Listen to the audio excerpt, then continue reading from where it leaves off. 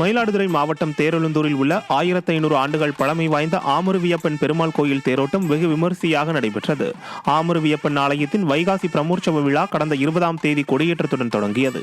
விழாவின் முக்கிய நிகழ்ச்சியான திருத்தேரோட்டம் விமரிசையாக நடைபெற்றது.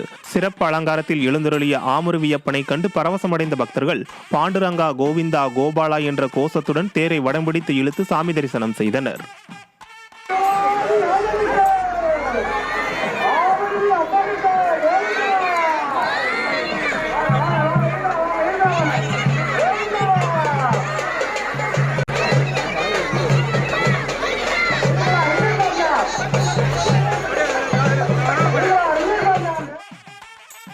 தஞ்சையில் உள்ள 25 பெருமாள் கோவில்களில் பெருமாள் கருட வாகனத்தில் எழுந்தருளும் நிகழ்ச்சி கோலாகலமாக நடைபெற்றது. வெண்ணாற்றங்கரையில் இருந்து திவ்ய தேச பெருமாளுடன் கருட வாகனத்தில் புறப்பட்டு 25 கோவில்களில் பெருமாள் கருட வாகனத்தில் எழுந்தருளும் நிகழ்வு நடைபெற்றது.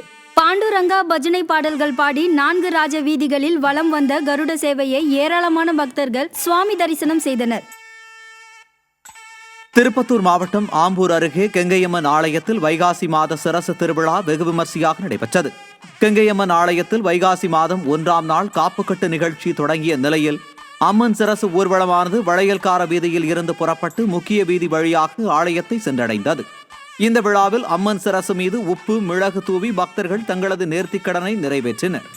இந்த திருவிழாவில் ஆயிரக்கணக்கான பக்தர்கள் கலந்து கொண்டு சாமி தரிசனம் செய்தனர்.